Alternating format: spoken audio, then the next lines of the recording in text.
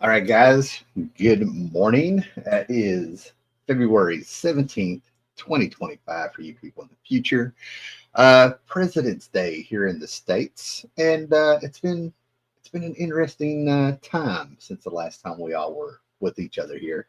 As you know, the month of January, Southwest Virginia, Kentucky, Southwest Virginia, at least that I know, parts of Tennessee and stuff, there's been incredible amounts of the weather that's been trying to take us out, man. Okay, it's like Norse mythology came down, and Ymir is like Ymir.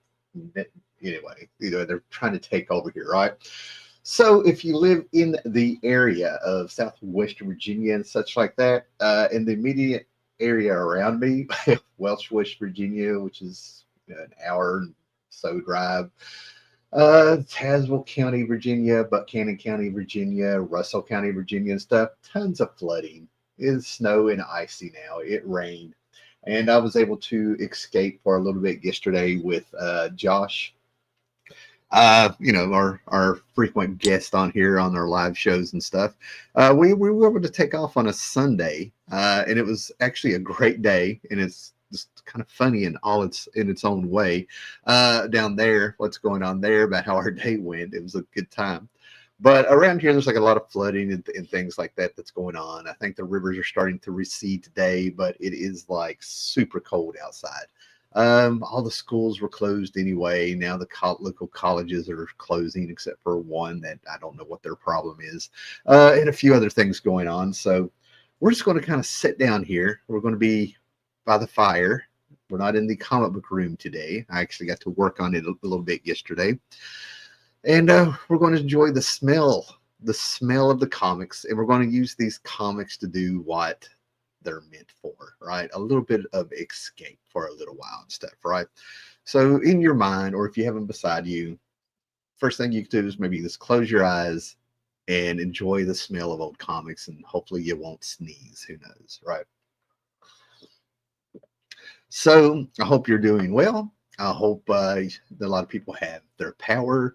And hopefully, if you're watching this on the rewind, let me know how you're doing. Okay, I'm like, a lot of people who watch this do live locally and stuff, right? So hope everybody's doing well. We got quite a bit to show today. This is an accumulation of the last 2 3 weeks. A lot of this stuff is super cheap. A lot of boxes. There's a lot of great things, and I was able to catch up on a few things that I want to talk about. Thus, the title and stuff, right? So, one of the things I'm probably going to do is I'm probably going to do a separate show to talk about it more. Get in there, but if you have Amazon Prime, if you have the Freebie app, I stream. No cable, no satellite, anything like that. I've actually cut the 2007, 2008, whenever Bret Michaels' Rock'n'Roll was all that was on in Jersey Shore. I got rid of the television. Had it for about a year or so, and then came back around. I used pirate sites and kept it with movies that way, and watched a lot of DVDs and stuff like that. Read more than anything, and went out hiking and stuff, right? So we're streaming now as I've gotten older, got married and stuff, and thank goodness I did, because like I said, if you have Amazon Prime right now, if you have the Freebie app right now, which apparently is still working, there's a documentary on Mike Mignola, the man who does we all should know who Mike is, right? Hellboy, right? It's Hellboy centric. It's kind of the career.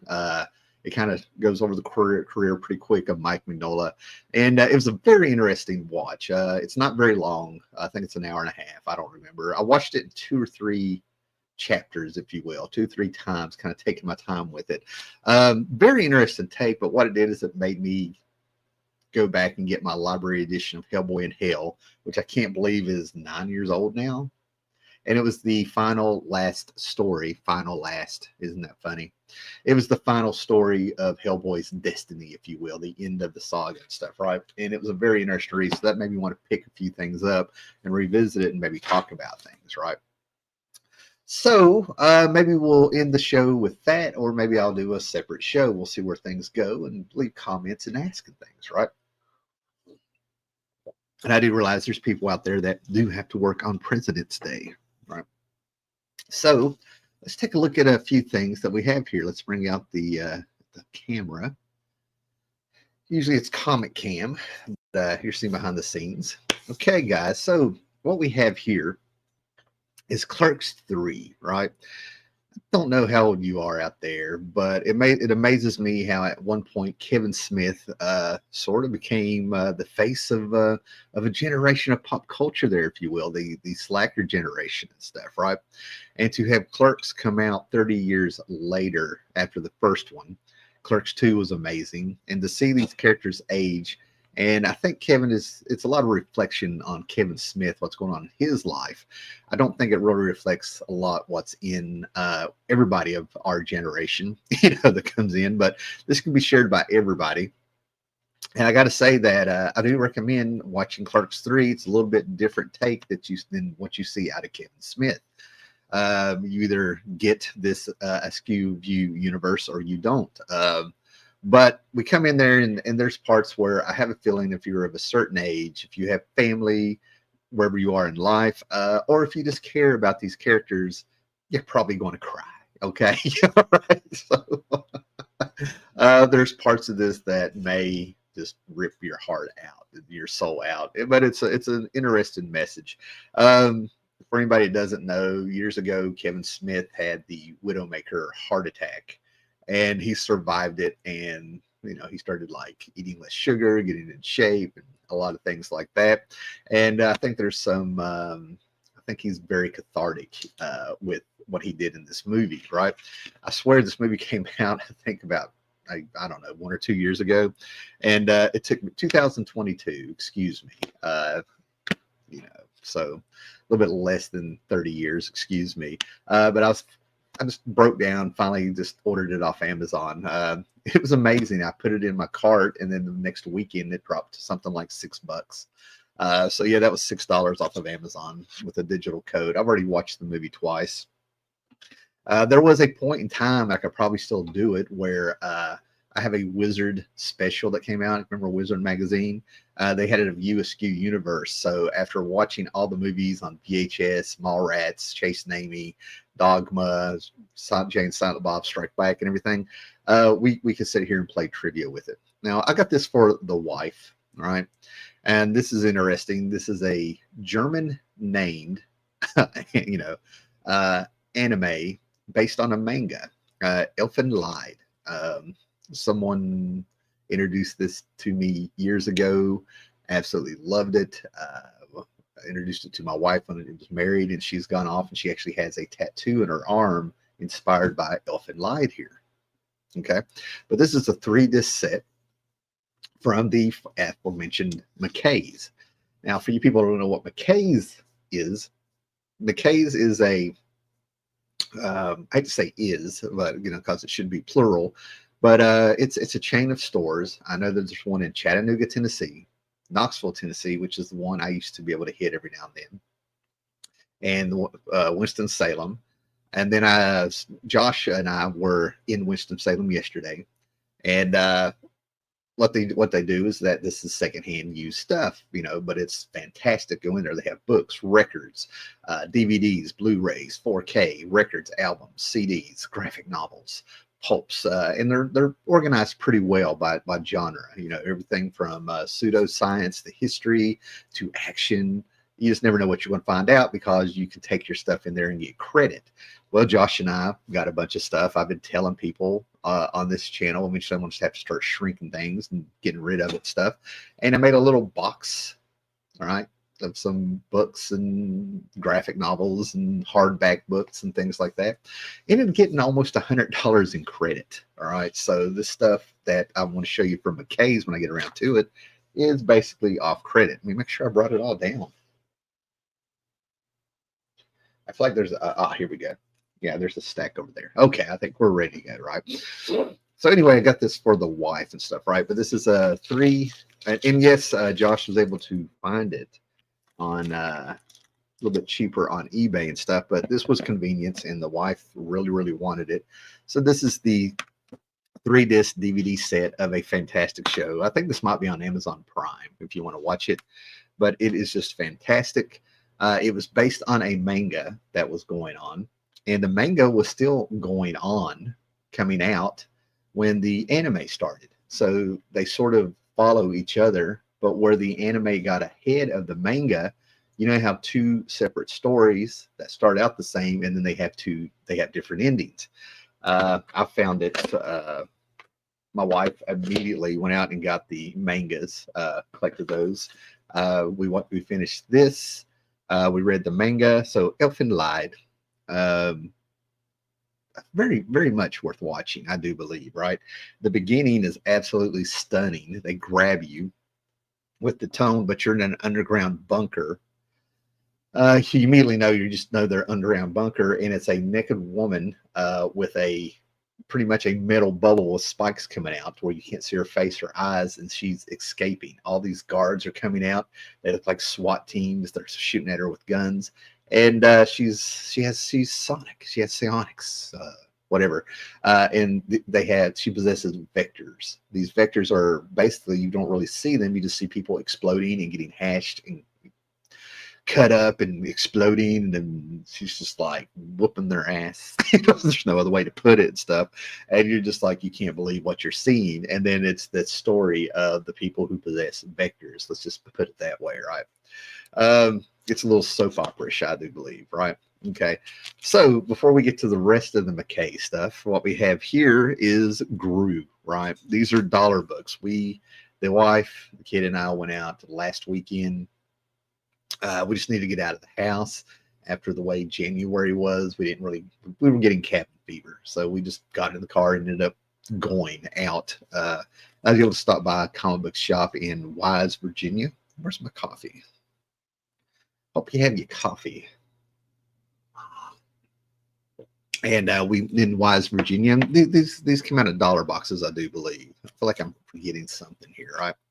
But anyway, Gru 109. I have read Gru since 1985. I still have issue 10 or 12 of the Epic magazine. Came out through Marvel under Epic. And of course, he did 120 issues. Then he went on to, I believe, Image, and then I think he settled in at Dark Horse. Before this, it was Pacific Comics. And it turns out Gru could have came out during the 70s, but Sergio was like, I'm not giving up the rights to my character. Marvel, Pacific Comics, and then Marvel was able to work out a deal. And I cannot believe I don't have the 120 issues of this. Scott Connor, if you guys remember him from this channel, he has the complete set. And I knew I had a bunch, but I didn't have as much as I thought. So I'm just keeping an eye out, and I'm tracking down these issues, right? These are just great.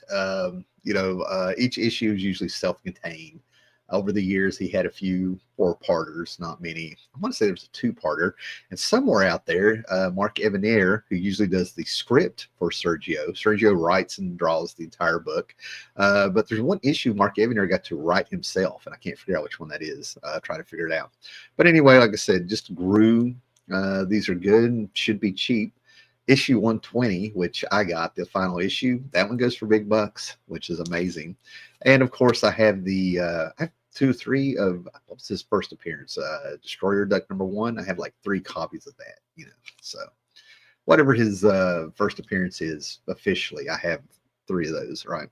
So yeah, Gru, just great stuff, man. Okay, this came out of I got this for free actually, but if you find the one, this is the preview of DC versus Marvel from the 90s, right? And if you open it up, you'll see pages that are in DC versus Marvel. This led to the amalgam universe where Marvel and DC, in the 90s, business was getting so tough, they agreed that in order to really, I guess, survive and get some sales, they came together. They put the pissing contest to a certain degree out of the way, and we got officially DC versus Marvel, Marvel versus DC. But this is the preview. Now, apparently it turns out the collectible one of these previews is the one that does not have the official ballot marked on here. Or maybe it's not the free preview. Anyway, I think it's this one, right? If you find the one that does not have this, or possibly this, but I'm pretty sure it's this, apparently that's the one that's collectible. I think it's collectible no matter what, and it still has the ballot inside because I think they wimped out. I think they wimped out. I really do. But when they had they decided to get together and have the issue where their heroes actually fight. You had things like Wolverine versus Lobo, Storm versus Wonder Woman. I think Captain America versus Batman. I think that's who it is. But anyway, they went out and they let the fans vote. So it turned into a high school popularity contest. And you had Wolverine beat Lobo. You voted. This is the ballot in here. Okay. I'm not going to open it because it's collectible. I can't remember if I voted or not. I don't think I did. Okay. Yeah, we're still good. Anyway, so what they did is to decide the winner, people got to vote. And because of the popularity contest, they had Wolverine beat Lobo. Well, Peter David had to write this. And in order to make that happen in one page and go by the votes, the actual fight in the book has them in a bar. And they end up going behind the bar with, like, if it was a steady cam, the camera was just straight on them. They get behind the bar. You don't see the fight. You just see Wolverine stand up because Wolverine cannot take out Lobo, guys. Come on, man. So that's what I'm saying. It was actually, that's why I sort of roll my eyes at the DC versus Marvel miniseries. They completely did not serve the story. Tried to make it an event. I don't know. Whoever's decision that was, it kind of totally sucked. What we got here. Hey, love Gru, love Sergio. Great to see you, the Library 81. When I saw you were on, I had to double check that it was actually Monday, not Sunday, where I usually catch you. Yeah, at the beginning of it, I went out of town yesterday to Winston-Salem with Josh and stuff. They got a lot of flooding and things going on in the area. I kind of scanned through it and stuff, and Josh and I both were able to get out of town for a while and come back and pick up some great stuff that we're going to show, man. So yeah, cabin fever is real around here. Hey, what is this? Opponent of Stupidity. I love that handle, man. Greetings, everyone. Greetings, man. But yeah, it is indeed Monday. I usually stream on Sundays, sometimes Saturdays. So with that said, like the video, subscribe, hit that bell so you know when I'm going to do this and stuff, right? So this came out. I got this. I actually paid $10 for this. I actually dropped this. I only got a few dollar boxes that day, and I grabbed this. But this is the second part, I believe, of the Hellraiser. Oh, no. I already had this. I've already put the two books together to read, but I'm a huge fan of Pinhead, of course, right? But I'm actually a huge fan of Nightbreed. Clive Barker's Nightbreed. I totally get that it is a B movie, is what it feels like. But I absolutely love the Nightbreed movie. Every couple years, I will get it out and sit down and enjoy it. I used to watch it about every 6 months. Before that, at least once a month. There's just things I get a kick out of it. I was at that age when it came out. You follow what I'm saying? So the Hellraiser movies, out of all of them, I actually only like Hellraiser Part 2 if you're into the Clive Barker stuff. And I'm not a huge Clive Barker nut, but I like the dude, you know what I'm saying? And he dabbled into comics through Epic. I'm trying to get the Nightbreed Epic line of comics. There's 25 of them. I think Dynamite or Boom or somebody put them out, 12 of them. So I'm always on the eyeball for Nightbreed. And this is Hellraiser meets Nightbreed. It crosses over. And there's a couple of cool comparisons, right? G. Chinchester wrote these. The art is what it is. It's kind of like their version of trying to be Vertigo a little bit at the time. If you like Dave McKean covers and stuff, you'll probably like the art. And I got to tell you, man, the writing is pretty straightforward, man. It's a little, I feel like it's a little rough to make it have it, but I ended up getting part 2. There's 1 and 2 prestige format. So yeah, I grabbed that for $10, right? I'm not going to go on and on about that. You're either into that stuff or you're not. And these were free, all right? You're not seeing things, right? But I found these in the dollar boxes. This is the first appearance of Beta Ray Bill, all right? Thor 337. Now, I don't know if it's going to show up here, you know, because I'm using the phone instead of the high def. Maybe one day I should switch that around. Let's go solo here. I want to really show you this. Now, this was free, okay? This is a case of low grade is better than no grade, right? So anyway, this thing is tore up. It is stained. This thing is either well loved or well neglected. I'm gonna go with well neglected, right? We come down here, but the real problems are right there. So I took it up there, and I'm like, this is in such bad condition. Why don't you just give it to me, right? So they ended up giving it to me, right? And I ended up getting part 2 for free also. I didn't really ask for that to be for free, but he gave it to me. And the problem with this one is that this is actually a very nice copy, but it has aged, it has yellowed, and it's got some fraying on the edges. So this is something that was just never bagged back in, what was this, 83, I think? Yeah, 1983. And I read these way back in the day, right? And I kind of was like, I kind of got a kick out of how it was cool that everybody liked the idea of an alien Thor, and you had Stormbringer, and I thought he looked cool, and it was Walt Simonson. Don't get me wrong. I mean, I never went completely nuts over it, but it was cool, right? Now, going back and rereading this now, I think this is peak Walt Simonson. This is peak Walt Simonson, man, guys. 337, 338. Beta Ray Bill is a bit more brutal than I remember. Like, I'm picking up on how he's just there's a touch of savagery there, man. It's like I feel like I want to say space barbarian, but I don't want to overhype it, man. I completely and totally freaking enjoyed it. I was like, oh, I need to go back and get this. I just sold a bunch of Walt Simonson the Thor run after this, and the 340s on up. I don't know, back in 2016, because I've carried them around for so long, right?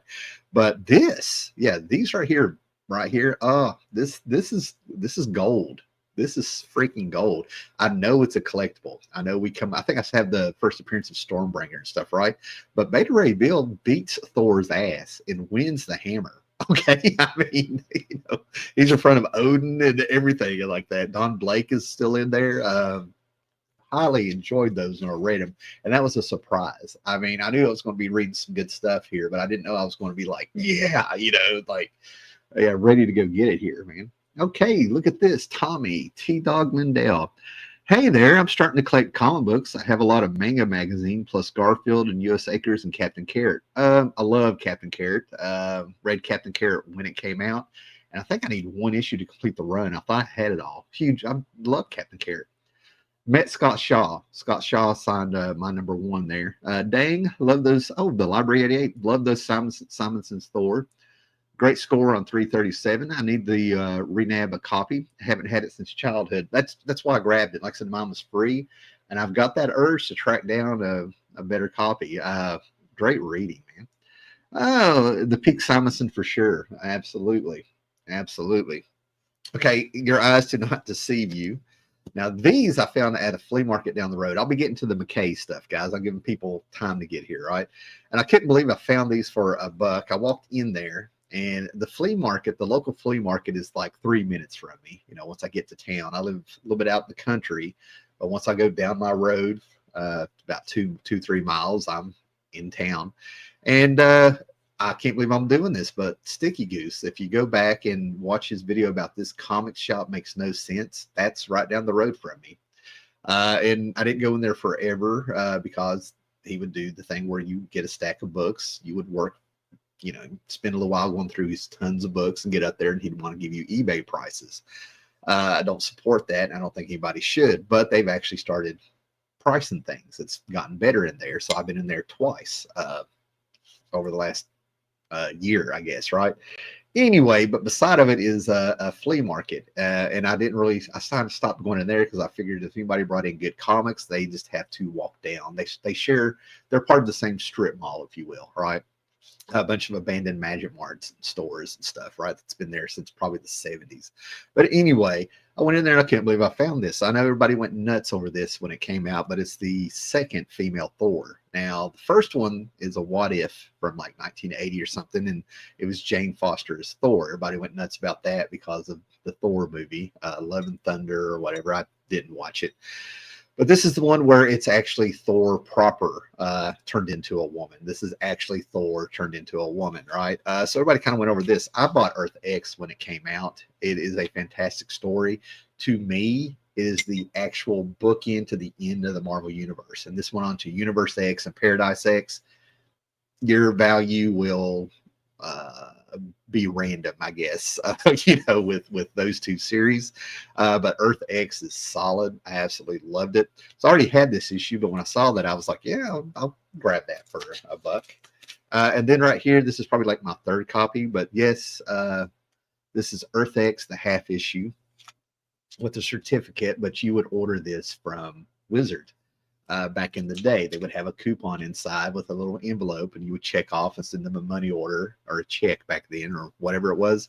I ordered quite a few of their half issues that came out, and it is still in the Wizard bag that has,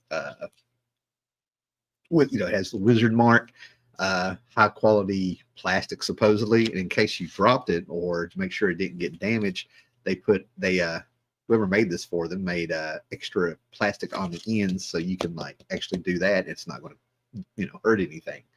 I actually started using those bags for some of my, I think, Silver Age books or something back in the day. So yeah, we're going back 25, 26 years or something or more. I don't know. And then I grabbed this, right? I bagged this, but this is just a straightforward comic book adaptation of Beauty and the Beast. I like my Disney here and there. My Disney, it's probably from the 50s on back. Peter Pan, Alice in Wonderland, Pinocchio, Dumbo, it'll tear me out. But every now and then they'll sneak a few in there. I actually like Black Cauldron. I saw Aladdin in the theater. I got tricked into a date. I didn't know I was going on a date by a girl. I'm kind of wondering if she used Aladdin as bait to get me in the theater. I don't know. I was a kid. I was young. Got to see what year that came out. It's probably in my early 20s, late teens. I don't know. And then I got a kick out of Beauty and the Beast. I thought this was fantastic. The design work and everything. When this came out and I saw it, I'm like, okay, somebody's gotten in there and like nailed it on this one, right? Somebody's finally got it, right? All right, so that's one stack. That's from the dollar books. Make sure I'm not forgotten anything here. Okay, you put these to the side, guys.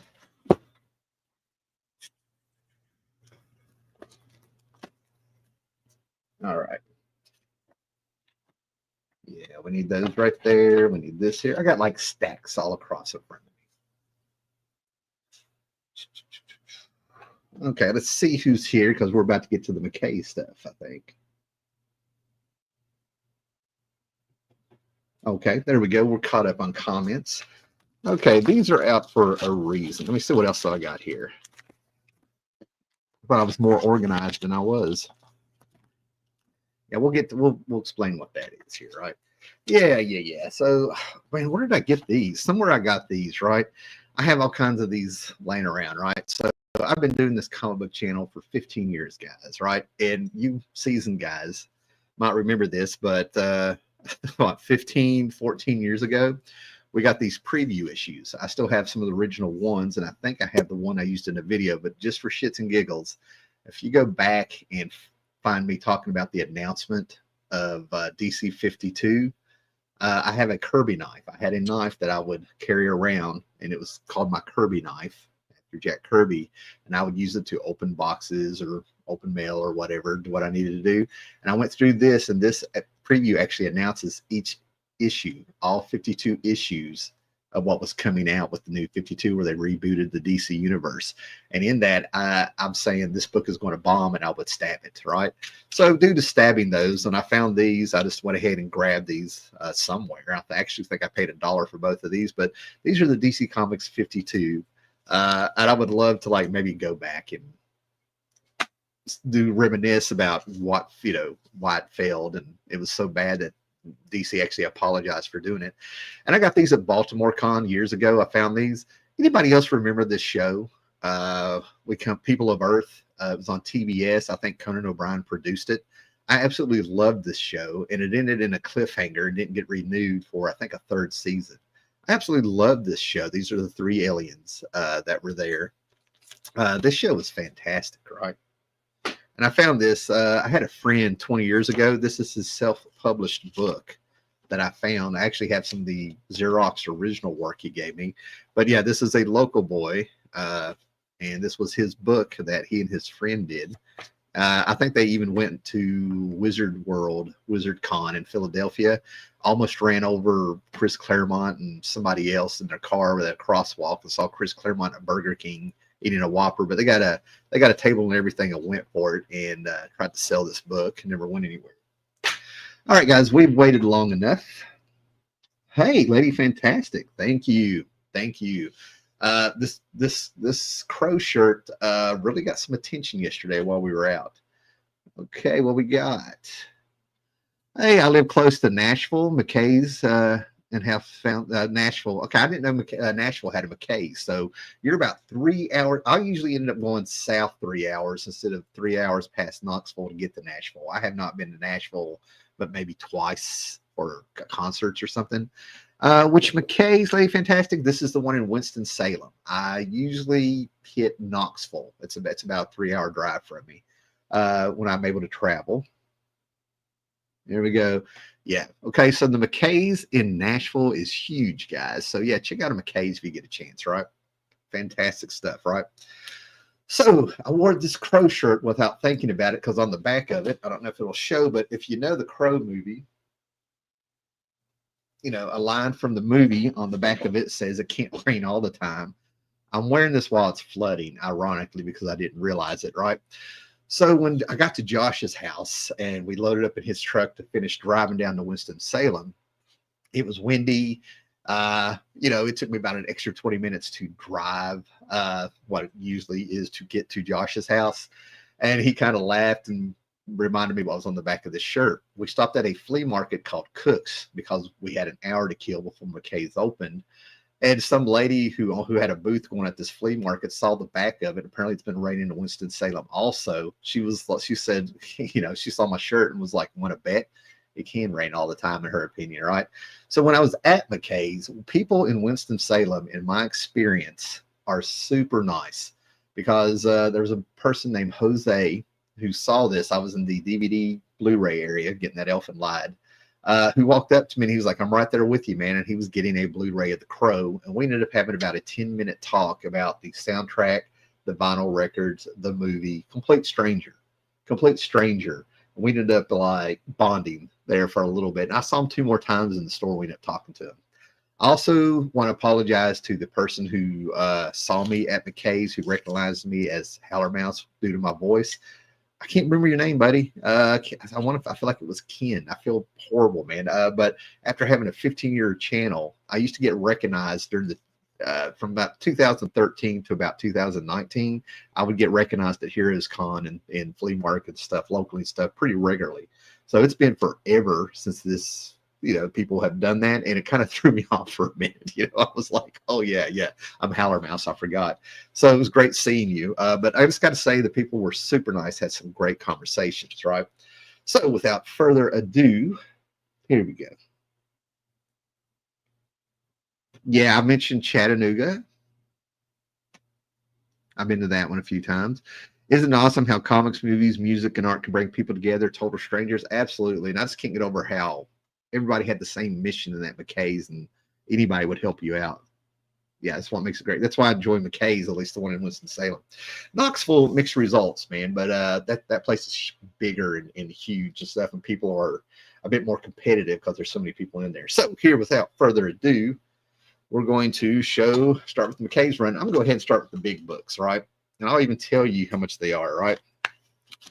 So Josh and I took a lot of stuff down there to trade into McKay's, and Josh was taking this. And funnily enough, I knew exactly where he bought this. Okay. So Josh ended up just giving this to me, right?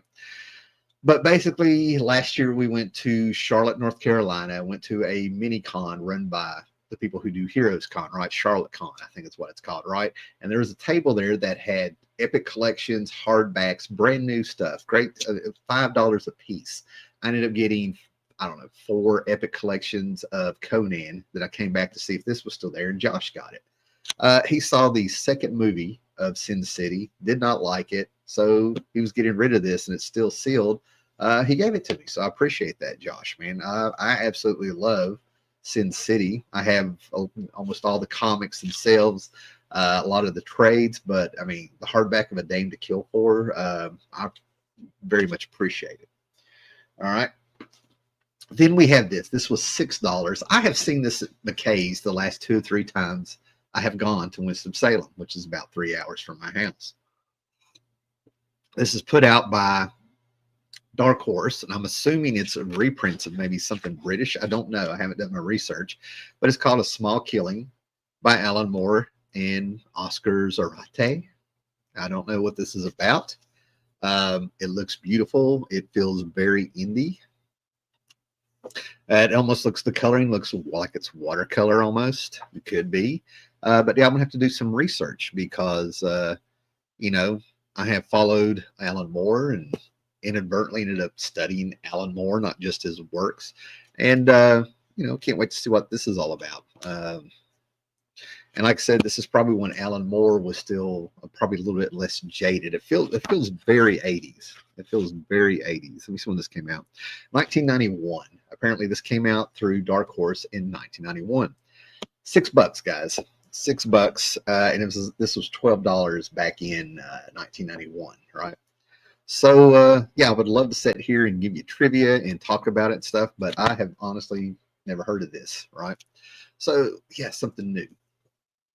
Now, guys, we have gold right here, right? This actually came out in 78. Then they had another printing around 84. And I think they've had, I don't know, 2, 3 printings in the last, I don't know, 15 years, right? But this is How to Draw Comics the Marvel Way. I actually think I had a 1978 copy when I was a kid because according to this on the inside, there's a 1984 printing. And man, I studied this book and I carried it around. I went from using Charles Schultz peanuts to draw and copying things and trying to draw outside and things. Some of the stepdad's history books of wars and weapons and stuff like that. But when I got this, I had to have carried it around for a year. And you know, in kid years, a year is something amazing. It feels like its own decade. You remember when you were a kid, our psychological time is so much slower, right? So when I found this for, I think this is the $7 copy. They had a $5 copy, which was a little bit beat up and gray. They had a $12 copy, which I cannot see a difference between the $12 copy and the $7 copy. Like I said, I didn't pay anything for these. I traded all this in, right? And it amazes me how I went through this and I remember every page before I turned the page, right? I'll be on one page. I remembered it. I already knew it was on the second page. But these are the images of John Mishima that are in my head. You know, gives you drawing basics. Stanley narrates, I believe. All right. So this is the era of Marvel that is, you know, for me ingrained in my head. Teaches you perspective, actually brings out, I mean, it's so simple, yet it gets to the point and it's so effective. Teaching you about perspective, how to make things look real. I mean, even though it's just comic book art, and I don't know how your art teachers were, but every art teacher I had hated comic book work, and they hated when Alex Ross came out and people were bringing them up, bringing Alex Ross to them and stuff, right? How to ink, a few inking techniques, and it tells you you have to practice. So yeah, when I saw this, I was so happy to get this. I was also looking for Scott McCloud's books on understanding comics and how to make comics and things like that. Didn't see those, right? So $7 for that. Grabbed a big piece of my childhood. And if you had me on Instagram, and if you kind of dig through, I think I got a playlist of the little bit of art that I've done here. But if you had me on Instagram, I post some of my art there and stuff. A lot of brush pen stuff I do like in 5 and 10 minutes. And we're going to be steering a little bit more towards art on this channel and still talk about comics and stuff. So I hope people kind of get on board with that. And when I say on board, I'm not saying you have to. I'm just saying it's going to be in addition to this, right? Oh, I see what we have here. I'll get to the comments here. Guys, we're going to go full screen on this one. I was very happy to have this. So as a kid, this is Jim Starlin's Dreadstar. Okay. But first of all, I know a lot of people are new, but as a kid, I would read the stepdad's heavy metal magazines from the 70s and early 80s, and I still have a bunch of them, right? And then a little thing called Epic Illustrated came into the house, and I would see in the comics as a kid, the advertisements of this coming out. Epic Magazine, Epic Illustrated, excuse me. I have all the issues. Problem is that this is a beat up one that I keep around. This is one of the original ones I had, I do believe. I know issue 30 I still have from when I was a kid, right? But that's a Neil Adams cover, and no, that is not Martha Washington. Okay, right? But Harlan Ellison has a story in this. This is from 1981, right? But the whole point of this is, as a kid, I read a lot of this stuff very disjointed. But I enjoyed this more than heavy metal. And it's an anthology series. A lot of people, this won't be reprinted because most of the people own their work in this. Every now and then you would get the Last Galactus story. The first issue had a Silver Surfer story in it. But starting around, I want to say it was the first issue, but we didn't get our main protagonist until issue 3, is Jim Starlin's space opera. Okay. Let me get to it here, right? The Metamorphosis Odyssey. Okay. And this is just Jim Starlin getting to cut loose in an adult magazine, right? And like I said, this is the space opera. After seeing what he did with Adam Warlock and what he did with Captain Marvel, this is just pure sci-fi. And this is Dreadstar. Bantha Dreadstar popped up in issue 3, I believe, right? So I got to read bits and pieces of this over the year. Oh, there's Bantha. And like I said, this ended up becoming its own comic series through, I think, Epic, and then it moved on to other places. Peter David ended up taking over the book, and there for a while, it sounded like there was going to be a Dreadstar movie. And like I said, a new adventure of the Metamorphosis Odyssey. A lot of cats in it. I'm going to go ahead and tell you there's a lot of cats in it. Cat head people, a lot of cats.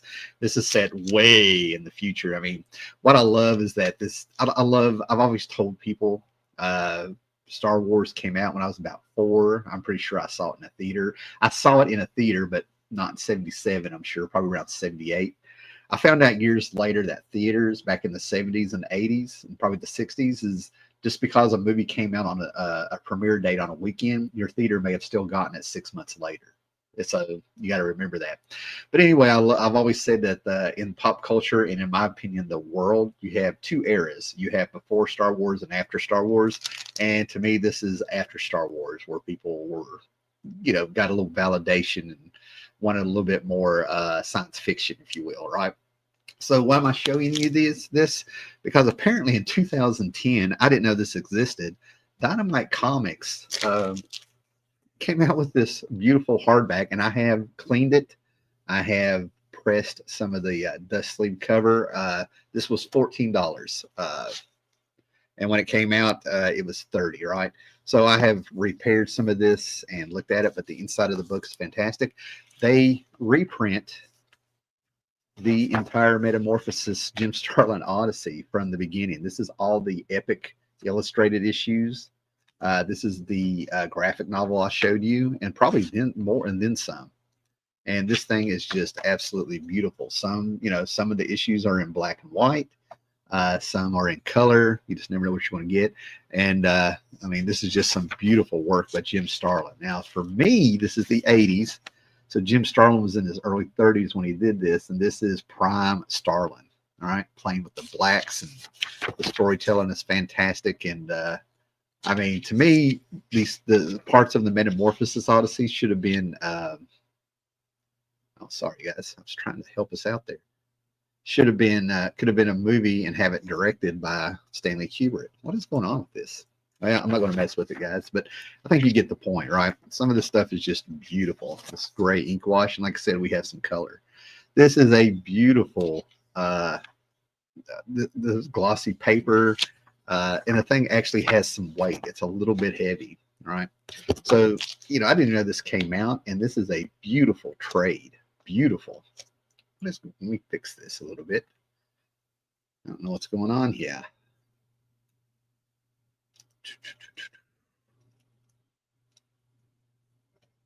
There we go.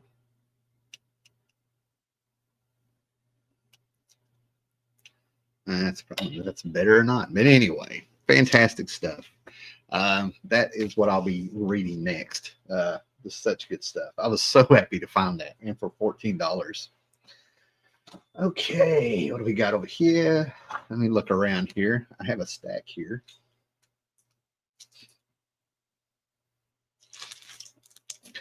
So months ago, Josh called me up. We had gone to a local comic book convention in Hillsville, Virginia, and somebody had a bunch of these DC Blue Digest mini comics and stuff. I collected these when I was 9 and 10. I still have some of them from Adventure Comics. One is actually sitting across the room from me, right? But these were $2 a piece. Josh sent me pictures, said which one you want. I was able to pick them out. But before that, we're pretty sure this was the same person. These were in the antique mall. But about a month before that, I think these were sold by a dealer at this little toy show, comic book show in Hillsville, right? $10 a piece is what he wanted. And I absolutely love these, right? I don't know if I should recommend them to people, but this is fantastic. But this is the top 10 stories of 1980. And these little bitty digests, once a year, they would give you the best stories from DC Comics, right? So this is the best stories of 1980. And we got the return of Jonathan Kent and Superman, Tales of Gotham City, Pinball, Dear Dreadful Birthday, Dear Joker with Batman in it, Brief Encounter from Time Warp. I have that series right here in front of me. Time Warp was a little anthology series where they were trying to recapture EC Comics weird science, weird fantasy, and that kind of stuff. A lot of Steve Ditko and I think some Mike Kaluta in that series. Didn't last long. The Man Who's the World, Superman and Dead Man. Bridge Called Charlie, Sergeant Rock, Starlight, Starbright, Legion. I'm a huge Legion nut here.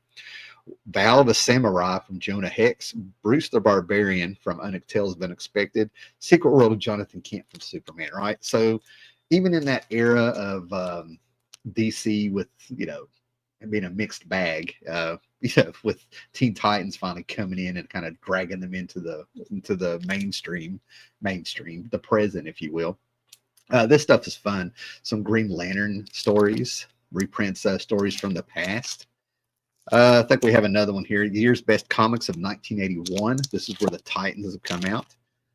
Batman to Kill a Legend.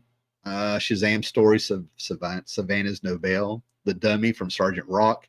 A Day in the Lives. I think that's what is that? New Teen Titans 16 or 17.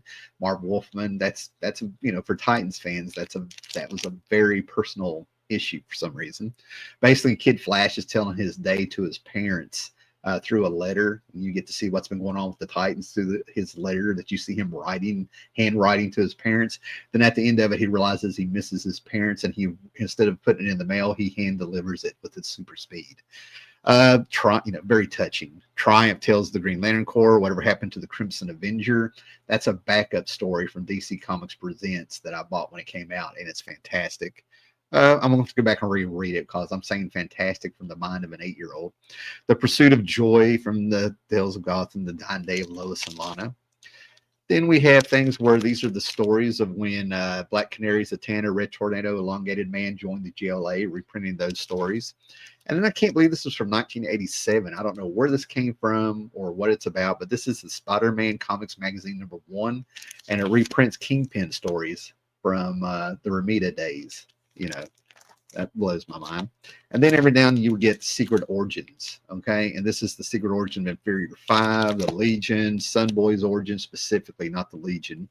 But Joe Orlando coming into any kind of comics, the Inferior 5, I've always gotten a kick out of them when I'm running across them. I got a few issues of theirs. So Josh got those for me there. And then here we go. These were the actual comic books from McKays. And we might talk a little Hellboy here or something. Maybe I'll do a different stream on that. I don't know. But anyway, as you can see, this is Rip, right? So I kept these on here to show you what they did. So like I said, this was like from trade. I didn't pay anything for these. I traded a bunch of books and got a ton of store credit.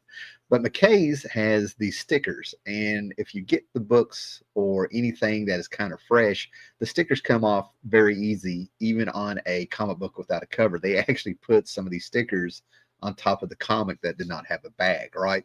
So apparently this one had been in there for a while, right? And when I took the sticker off, this is the only one that it ripped the cover off, right? And it got me. It was at the very end, right?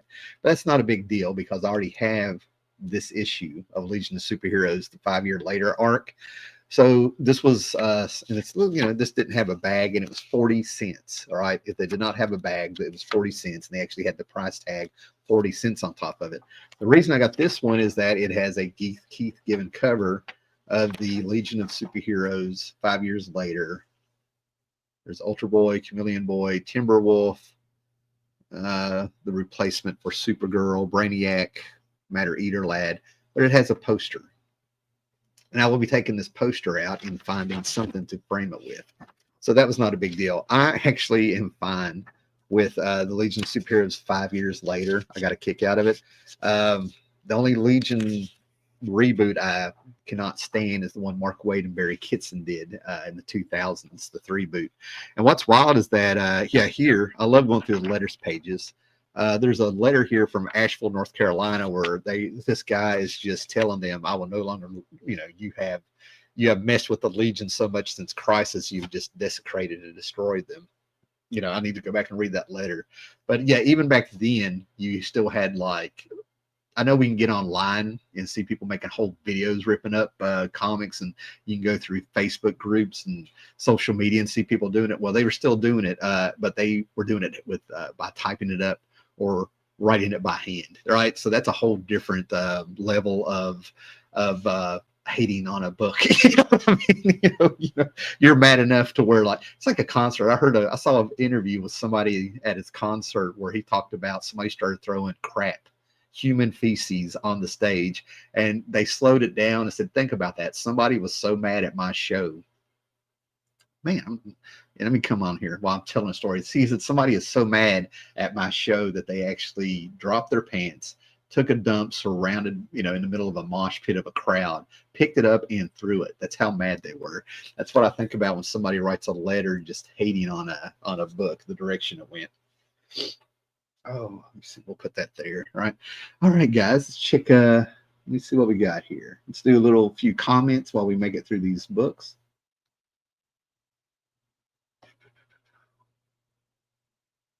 All right, Lady Fantastic is all over this.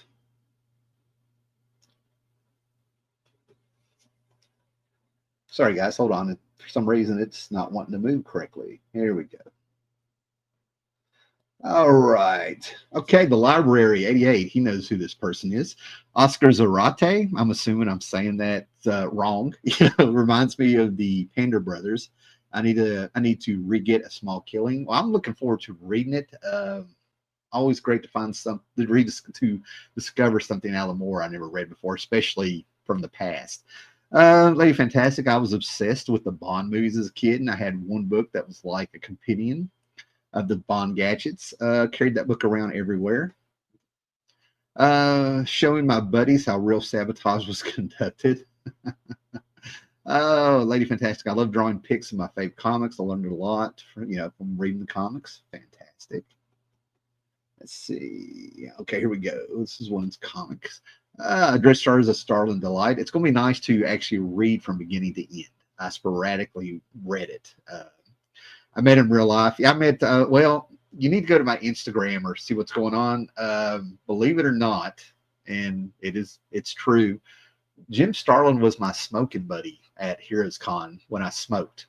And I have a pic, showing him there and stuff, but we never exchanged names. We never talked about comics. What happened is that the protocol is when the creator at a con, for people that don't know, if they're at the table, talk to them. If they get up, they're on break, you leave them alone. And Jim Starlin is a smoker, and he took several breaks. And finally, we ended up underneath a set of trees in the shade beside of the convention center in Heroes Con. And I couldn't take it. It was only two of us under there's people out there, but we were actually alone under these little bush trees. As part of the convention center. And I followed him on social media, and he had gone to South Africa with his wife, or Africa. I want to say South Africa, but Africa with his wife. And I was like, fuck it. So I looked at him. I'm like, how's your trip to South Africa? He just kind of smiled, and he was like, oh, I go there quite often. That's where my wife's from. And we would end up talking for the next 2 or 3 Heroes Cons. We would be out there talking. So I finally got one picture with him sitting down, looking at me, smiling. And that was it. So there was a year where I was kind coming up the escalator, and I was going to go outside for a smoke, and I saw Jim Starlin going outside, and I did not want to bother him again, right? I never knew if this was a thing between us. You know what I mean? We were smoking buddies or not, right? So we're going up there, and I see him stop at the door, and it's all glass walls and doors if you've been there, and he's looking around. And I'm coming up the escalator across the hall there and stuff, and he starts coming in, and he turns around, and I know he saw me. He saw me rising out of the escalator, and he was real cool about it. He just kind of turned around and went out there, and he was waiting on me. So, yeah, Jim Starlin was my smoking buddy for whatever reason. What I'm thinking, looking back on it, is that, yeah, it's probably normal conversation. Like I said, we never talked comics. But I think it was the fact that he got to just kind of hang for a minute with somebody who maybe he thought I didn't know who he was. I don't know. You know what I mean? I don't know. But I think what it was is that I was probably the less weird of people. You know, I wasn't acting starstruck or anything. You know what I'm saying? So I was safe. That's what I'm trying to get at. I think it was more about me being like safe, and he could have like a little normal conversation. So a year or two goes by. I don't see him at Heroes Con, and my friend invites me to Baltimore Con. And we go up, and I am wore out. I'm so glad Steve Charlton 66 was so patient with me and stuff, because I showed up after a 5 or 6 hour drive. I know that smelled like smoke, and I was exhausted. I lost my wallet at the con. I mean, I was a complete spaz. Got to be Comic Quarter 410, and I did not come off at my best. You know what I mean? I was just exhausted from a very stressful week at work. I didn't know I was going to get to go to Comic Con. My director gave me half a day off. I was able to make it up there. So I'm outside, and I'm taking a break, and I think I'd quit smoking for a while, or maybe I was smoking. But now, you know, Infinity War had come out, and Jim Starlin's got Infinity War money, because now he went from his blue jeans and his do-rag and his, you know, little t-shirt and stuff like that, and walking around all cool with his oversized button-up black shirt. Now he's all thin, dressed completely in black, and, you know, looks pretty cool. And I'm sitting on the sidewalk, and I'm just getting a breather in, man. You know, I've been in that con. I got another day to go. I also got to drive and all this stuff. And I'm just like taking it in for a minute. Okay, I'm collecting myself. And I look up, and I see Jim looking at me. And I just looked at him, and I went, not today, bud. Just shook my head. So I blew Jim Starlin off at Baltimore Con. I think he recognized me from Heroes Con. Yeah. All right. Pip the Troll, Dreadstar's the Light. The epic Last Galactus story. Damn, if I want to get that finished. There's an interview somewhere on the internet by some channel, Sci-Fi, and I think they're from a website or something, where they interview him. And he's glad John Byrne tells you the 2 endings that could have happened with it. He also said he just turned it off when he found out he didn't get to finish the story. He just turned the button off in his head, and he moved on to other projects. And if he hadn't written down the end of the Last Galactus story, even he would have forgot it. The Library 88, man, oh man, I love how to draw comics the Marvel way. I love those penciled Mishima images. I recall the daunting idea of learning to ink with a brush. I still read Dreadstar. Nice. Yeah, like I said, it surprised me. I know that book in my head from page to page. I mean, it's just, I was just a kid, carried that thing around till it disintegrated in my hands. The Starlin is the cosmic master, the absolutely space opera man. The DC Digest, and yeah, absolutely. Great. Thanks, guys. Keep commenting, guys. All right, let's get back to the comics here. Let's go. You don't need to see me. Now, this really surprised me. As you can see, this was $1.50. But when it comes to Marvel Comics Presents came out as a weekly book. That was new to us. This is when you could still buy stuff in spinner racks and drugstores. And this particular book popped up in a grocery store in town. Unfortunately, you'd only get 4 or 5 issues. Now, when Marvel Comics Presents came out and it was weekly, it started out with Wolverine by Chris Claremont, John Buscema, I think Klaus Janson, and with an anthology series. You'd get 3 or 4 stories, some continuing long than others, some are one-shots, different creators, and it was just a pain to keep up with. If you, like I said, your mileage probably was better if you had a comic book shop that would save it for you, right? But I looked up, I was a Barry Windsor Smith fan, and I was able to pick back up on Marvel Comics Presents with the Weapon X story that he did. That's a whole other story. But then it was followed up by this cat that I just had started seeing his artwork and stuff like through Sandman and things like that. This cat called Sam Keith was coming on. This is pre Max, right? But you can see what was going to happen in Max through this stuff. All of a sudden, man, he's doing a Wolverine story in here. He picks up with Wolverine. I was able to get sporadic issues, and this was the last one I needed, number 98. And I have repicked these up. You know what I'm saying? So yeah, this was just like I said. Some of these books that I picked out were just complete runs. So anyway, the whole point is this book took off again because of the Wolverine Deadpool movie, where Wolverine was wearing his yellow costume for the first time in a movie. And this is part of the story of the origin of his costume, of all things to make a key. This is not the issue. I have that one, but this was part of the same storyline, you know. This is a third print, I believe, of Immortal Hulk for $225. I've gone back on my Instagram and looked, but Immortal Hulk ran for 50 issues, but they have multiple printings, multiple variant covers on them, to where there's like 500, 600 books. I mean, they made a fortune off of this, right? And I made it a goal to find almost every issue for $1 or less. You know, at least one printing of it, okay? Because I went to a flea market, saw a bunch of them for $1, but I didn't buy them because I was going to a convention in Bristol. This was December of like 2020, I don't know. Anyway, you know, it was a December in Bristol, Virginia / Tennessee, and a couple dealers had these books for $30 to $50 a piece, and weren't even really talking about them. I thought it was bullshit, and I told them, I said, I just saw those for $1 at a flea market before I got here. So I made it you know, and I think I'm needing like 6 or 7 issues now. And I looked on my Instagram, and I got some of them where I would get a lot of comics, not a bunch as in a lot, but as a, you know, a stack. And after I did the math, I'd actually gotten some of these for 77 cents a piece. You know, after, you know, getting 26 comics for $20, things like that. So this was no big deal to get an Alex Ross sketch cover that I absolutely love for $225. And technically, it didn't cost me anything because it was trade. So yeah, success. You know, that's just a game I play to, you know, prove that the speculation market and paying high prices on books can be unnecessary, probably 90% of the time. This is nothing spectacular. I actually skipped this a few times, but it was 90 cents, as you can see, in trade. But this completes my Keith Giffen. Well, this is from Legion of Superheroes, the 5 years later. This completes the Giffen era, if you will, even though he didn't write on it, right? But I absolutely hate when you have books like the X-Men and apparently Legion of Superheroes, and they have them playing baseball sports. I just don't enjoy that. I don't care to see, you know, Gambit out there. I just don't get into that. I don't, right?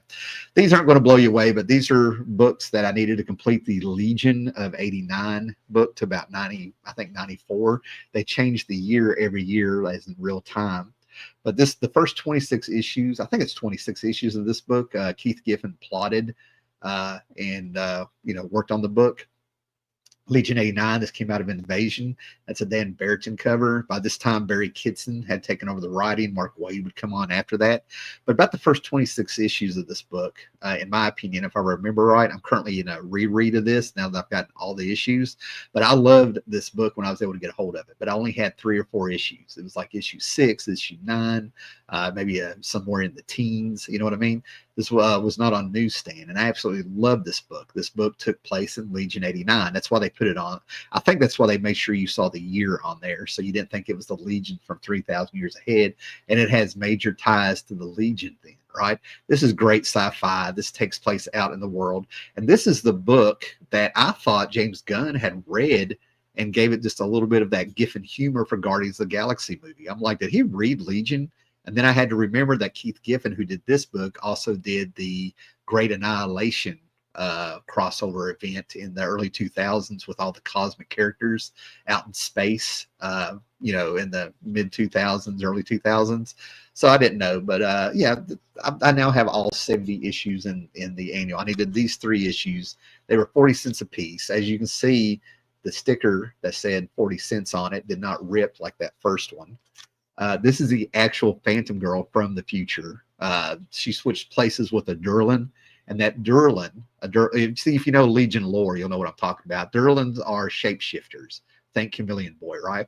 But a villainess from the future was mad at Ultra Boy, so she used her magic, her godlike powers, and it was a mystery how this happened. You had to be reading the Legion to figure this out.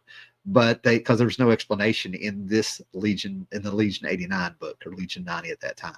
But anyway, she just popped up from the future with amnesia. And what it was is the magic caused her to switch places with somebody in the present, send them 3,000 years in the future. And that Durlan, that shapeshifter alien, ended up being R.J. Brand, who ended up forming the Legion of Superheroes based on being part of this group.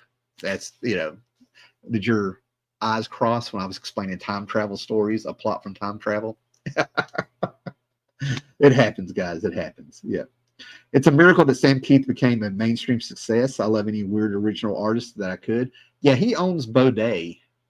Baudet and Arthur Pseudonym, a little bit of money, but I love Keith. I just, in my mind, I just say those are his. Arthur Pseudonym and Baudet, I'm like, it's just his influences. Giffen is great. Wish I could have met him before he left us. I have pictures. I've met Giffen. I got to talk to Giffen at Heroes Con. I had the pictures. He is exactly like a character out of his Justice League. We had a great 2-minute talk, 20-minute talk. I couldn't believe he didn't have more people at his table when I was there. And this is like back in, I have to go to look. I think it's like 2018, maybe. Oh my God, time's flying by. Anyway, I got to meet Giffen, and I went through my books to see what I was going to have him sign. And I knew I had a lot of Giffen, but I didn't realize I had 40 years worth of Giffen. Justiceleague, Claw the Unconquered, Defenders. I had all kinds of stuff that he had touched. DC Comics Presents, all that Legion stuff, right? Everything. I couldn't. So when I saw him after I tore up my comic book room at the time, I walked up to him at his table like he was an old. I felt like I was so familiar with him. I made sure not to come off as creepy. You know what I mean? I really, settled myself. But I sat there and I slammed my books down at his table. And I went, Giffen, you caused me a lot of trouble. And he was like, yeah. And I immediately picked up that he does this curmudgeon. He did this curmudgeon character. I already heard about that, but he's got punk rock roots. So we got to talk about punk rock. I found out the 3 issues of the Justice League world, that the 3 issues of everything they were the Manties were trying to do with the leagues, that was the epitome. So I know those 3 things. I forgot one of them for a while and it came back to me. Things like that. And I got a picture with him, but he looks, acts, and everything like one of his characters. I mean, it was wild. Really tore me up when he passed away. He and George Perez, man, that really got me. All right. P.S. Amazing. You got all the Starlin hang time. Yeah, like I said, I got a picture. I got pictures. I got a picture of Starlin. I got proof. Through photographic evidence is what I'm getting here. Oh yeah, Sam Keith definitely owes Pseudonym some dollars. Right. Arthur, I got a great story about Arthur Pseudonym. I'll tell sometime. Yeah. We talked Blade Runner to Al Williamson, and I got pictures of that and tons of stuff signed by him. I got along with him. I thought he was great. Yeah. Okay, guys. So let's get back to the comics here. We're kind of winding up a little bit. And I'll do a little bit of Hellboy talk, but I think I've decided I'm going to do I might try to ask if you want to do a Hellboy show with me. Just send me a message through Instagram. I'm Hallermouse on Instagram. But yeah, I'll talk a little bit about this stuff. Okay, so for you people that are all popping in here at the beginning of the show, I told you that I just finished over this past week. I watched the way I work and with what's the weather and everything that's going on around here. I got to watch it in 3 parts. It's probably an hour and a half, but there's a documentary on Amazon Prime /Freevee called Drawing Monsters. It's a Hellboy / Mike Mignola documentary. Okay, Arthur Adams is in it. A lot of comic book people are in it, and his wife's in it and everything.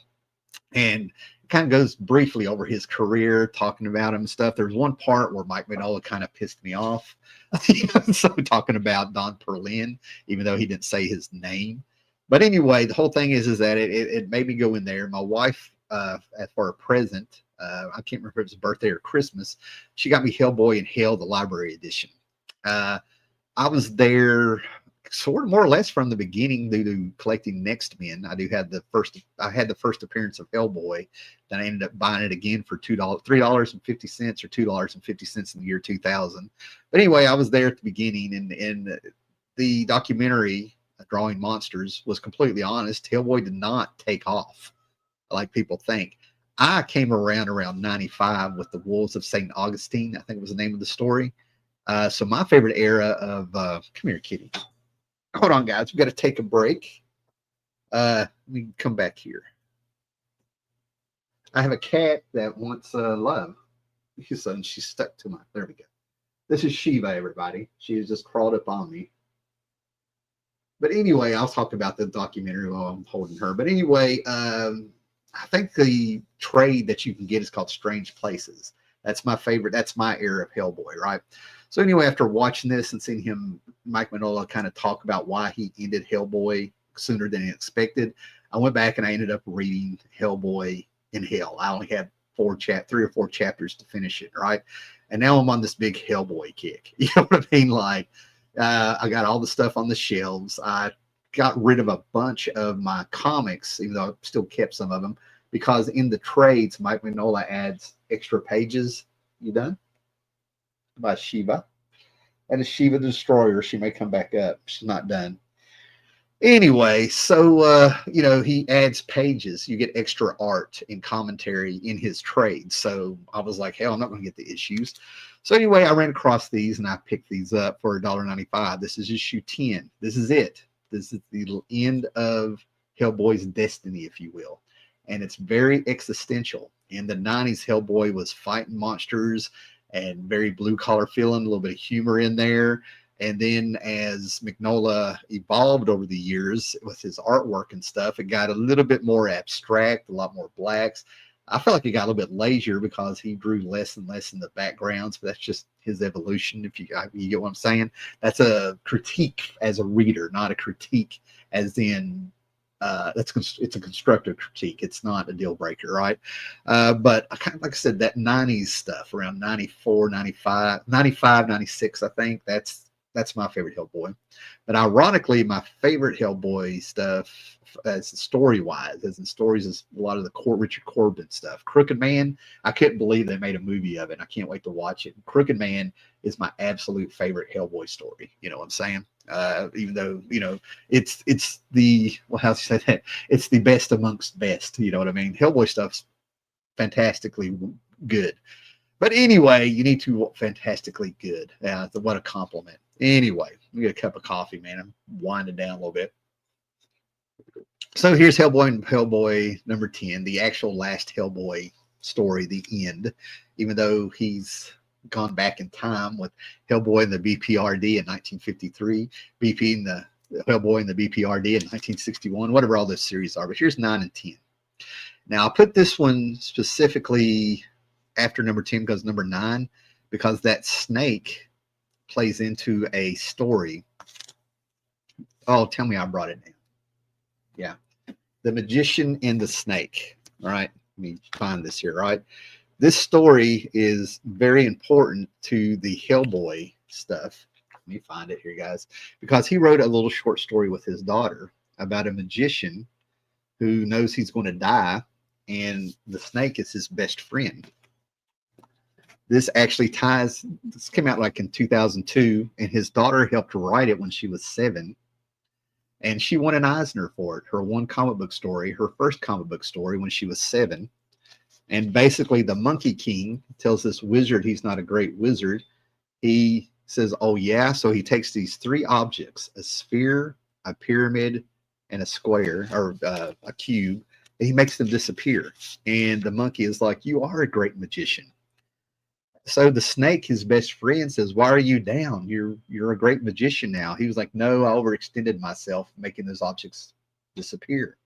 And when they reappear, I'm going to die. And the snake is like, no. So the snake is like, I'll swallow him. I'll get rid of him. We'll save you. He's like, no, all we can do is make the best of the time we have left. So for a few years, the snake was just on his shoulder and stuff. They're flying kites and stuff, and they're making the best of those years till one day the objects reappeared and he died. And of course the kite, he's let go, you know, that's him leaving, getting ready to leave. So the snake is yelling at the objects, no, go away, I hate you. He's telling the magician, turn me into a lion, I'll swallow them, we'll go away. And he tells them that, no, I'm going to die happy because I know you're going to remember me. And he died, right? Those three objects play into the end of Hellboy in Hell, which is why I think I'll do a separate show. And I believe this is the snake popping up. You know what I mean? Like, there's some rereads that need to be done. But like I said, Hellboy got very existential once he got in hell. There's a lot of symbolism there. It went from straightforward storytelling, more or less, to an evolution there where I think Mike Mignola just got older and was talking about it. He won't tell people what those objects are. He says it's very personal. So I think Mike Mignola, and I'm going to repeat this in the show if I do a Hellboy, in my interpretation, the Monkey King is how he sees the audience. If you watch the documentary, he always tries to act like he's not as good as he thinks he is, and all this stuff, because he can't draw cars. He just wants to draw monsters. So I think he thinks he comes off like thinking he's a fraud. I don't know. That might be too strong of a word. And I think the cubes are destiny, right? When your destiny appears, it's over with, because Hellboy has a great line in this story where his wife kind of tells him that if you want to move on from this and live a peaceful life, Hellboy, to have a new life, you have to finish the old one. And I'm like, that's genius, Mike. That's great. So there's some real writing in there. Okay. All right. And I got a few things I'll leave to the end. We'll get through these. Take a break. All right. What's up? Shirley Tim is here. We got quite a few people here, guys. Great. Shirley Tim, that's been a minute, brother. Been a while. That Legion run was amazing, and I'm finally one issue from building the run for the second time. I love that. I love those, at least the first, 38 issues, I think. Death, people, I got to remind people, Death from Neil Gaiman's Sandman. Nobody freak out because I said Neil Gaiman. She appears in the book. Yeah. Shiva, Shiva, as a destroyer. Thank you. Oh yeah, she was a rescue. My wife actually found her on the side of a highway. It looked like somebody had thrown her from a car, or she was caught in a wheelbarrow when she was a kitten, all scratched up. Had to take her to the vet. My wife actually pulled over off the highway, got her off the road. 4-lane highway, guys. Mignola was taking shiz on Perlin. Yep. He didn't name him, but I had the issue of Defenders. His story was his first inking job was the Defenders. They show the book. And he said that their artist wasn't very good. And I was like, what? I mean, I'm positive it's Don Perlin. I had that run for a while because of the covers. The covers from the new Defenders were fantastic. And Mignola did a shitty job of inking. And I actually remember that issue thinking that book looks horrible, but I couldn't put my finger on it. And it was the inking. I mean, I was like 10 or something. I don't know. But I just thought it was a lot of nerve to say that the penciler wasn't very good. You know what I mean? And he said that he made the art look worse. So the next thing that Marvel gave him, the editor said, here's a pinup by Butch Geis. I think it was probably for Micronauts. And he was sort of like, okay, when you need it. And the editor said, no, you need to take your time, because if you turn in another inking job like that, Defenders. And he was scared to death. They scared the crap out of him. They were pretty much letting him know, you're done here if you do something that bad. Yeah. Now the magician story that I just told, it reminds me of Frog and Toad and a little bit of the Little Prince. And I'm sure it's where there's a snake in the Little Prince is probably where that's taken me, and the theme with the mortality part of it, right? But it feels like a fairy tale. That's why I love it. It actually feels, there's no in-depth. They just put it out there. They don't try to get in-depth and a lot of symbolism. It feels like it's a little kid's fairy tale for adults. That's why I love that. I love that story. All right, guys. So let's get back here. Well, and I got a few little things to show at the end of this Hellboy related. I got the Darwin Cook, more of these Darwin Cook. I don't know if you remember, but this is when 52 was about 6 or 7 months in. Darwin Cook came out with a whole bunch of, there's a variant cover of Darwin Cook month, okay? Darwin Cook variant cover month, where he did these sideways issues, these panoramic, these very cinematic feeling covers. This is for Justiceleague Unlimited.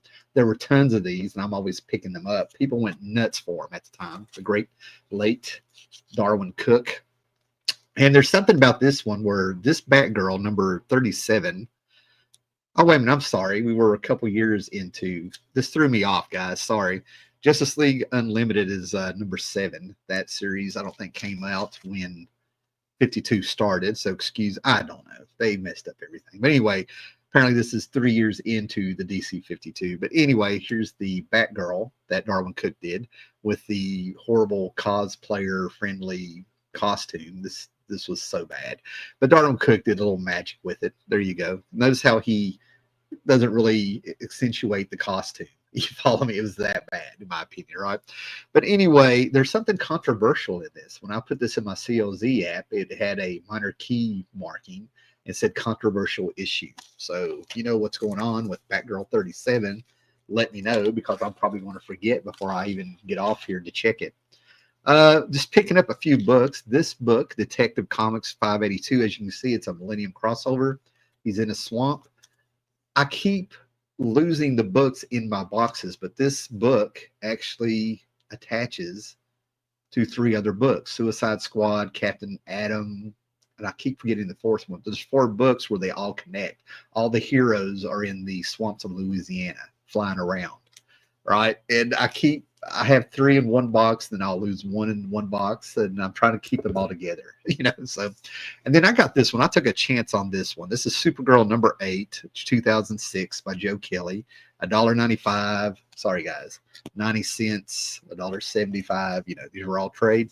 But I saw this one, and I couldn't get the image out of my head, and I just had a feeling that a Supergirl Power Girl fight where they're trying to stab each other with crystals or glass or something. I just have a feeling that this is some kind of niche cover, or the history with these 2 characters. Power Girl is more or less the Supergirl of Earth 2 and your pre-crisis stuff. And she actually is thanks to Jeff Johns, she made Power Girl the last survivor of actual Earth 2. She survived the crisis from Earth 2. So anyway, I just saw this and I just had a feeling this is like Superman meeting Shazam or something. I just had a feeling that could be classic. All right, I don't know. So, guys, let's talk here for a minute about a few things. And I kind of knew this, and I got on YouTube to see if anybody had ever talked about this. And there's times to me this feels like low-hanging fruit. Now, guys, if you were around when Hellboy came out, you knew this, right? If you were a fan of Batman, if you were a fan of Mignola and stuff like that, you knew this. This was not a big deal back in the day. Now, 20 years later, 30 years later, yeah, I get it. I get it why this is a big deal. But I don't want to discredit channels before that talked about this, but this really was, if you were there in the 90s and you were into Hellboy and you were talking with people and involved in this stuff, and might have even been a letters page, I don't know. I don't want to go into it. But this is secretly the first issue of Hellboy. This is when Mike Mignola became Mike Mignola. And it's called Sanctum Legends. The Dark Knight, number 54. Now, mine is all moldy and crispy and stuff. I found this in a dollar bin with these other books years ago in an antique shop. I never had this issue when it actually came out that I can remember. But as you can tell, I had this. I had the annual here where he does the cover, and a lot of people did some art and stuff, right? But as you can see, this is around the same era, 91, and then this one came out in 93. All right, so you can tell that you have Mike Mignola still drawing monsters and doing this, and then all of a sudden he really got into the blacks and exaggeration. He worked on Cosmic Odyssey for a year with Jim Starlin, the 4-issue prestige format, and he ended up having a year's worth of all these Kirby characters and examples around him, and he finally started exaggerating his work more to what it turned into. So by the time he got to this issue, where he got to co-write it and stuff like that, he walked around a cemetery in California where he lives, and in the documentary I was talking about, you actually get to see the mausoleum and all the things where Batman is fighting. He's chasing a criminal through a graveyard, and he ends up falling into a old casket, and all of a sudden the ghost, if you will, in the casket ends up Batman is in like a ghostly plane fighting for his life, if you will, right? But anyway, this is the one where it's drawn like Hellboy. The themes are Hellboy. The horror is Hellboy. And this is actually secretly the Hellboy story, right? Where it all got started. That's the kind of stuff I want to talk about. That's the kind of stuff that I love with the history, where you can actually go back and look at the art. And this is for Josh, right? Guys, he has asked me to read this horrible book. And I already know it's horrible, just by kind of the way he sort of acted and stuff. But if you watch Josh and I think it's last week or the week before last, whenever I did a stream last, probably 2 weeks ago, he told me that I was going to be, as he's like, you need to read, because I'm an Adam. He knows I love this old school stuff, right? He also knows that I can't handle Tom King. He's like, you have to read Strange Adventures by Tom King. So he actually gave me the trade. Let me borrow the trade to read. So, guys, I'm going to be reading this. He said the art is fantastic, but he can't even talk about the story. So, if you've read this, let me know. Oh, my goodness. Yeah, so I'm really dreading this because I couldn't finish his Rorschach. I hung in with Mr. Miracle. I still have this 12 issues. Rorschach I found unreadable. I read half of the Vision from Marvel he got, and I'm just not seeing it. I can't believe people were calling him the next Alan Moore. But if you had me on Instagram a couple years ago, I took a screenshot of an interview by him where he admitted that he got into comics because his mom was a huge CEO with Warner Brothers, and he ended up interning under Paul Levitz. And then he did this, whatever he did in the CIA, then he's come back to Marvel. He's a Nepo hire. That's and I'm like, wow, and I was like, that makes so much sense, so yeah, there we go. Anyway, guys, like I said, I'm probably going to be doing a Hellboy show here soon, because it's fresh on my mind. Definitely check out I can't recommend enough the Growing Monsters documentary. Like I said, it's on Amazon Prime if you have that. If you stream, it's on Freevee with commercials. I found it absolutely fascinating. Probably talk about it more. And then, like I said, I'm going to pull out some Hellboy stuff, kind of refresh my memory like I've done here. It's all right there.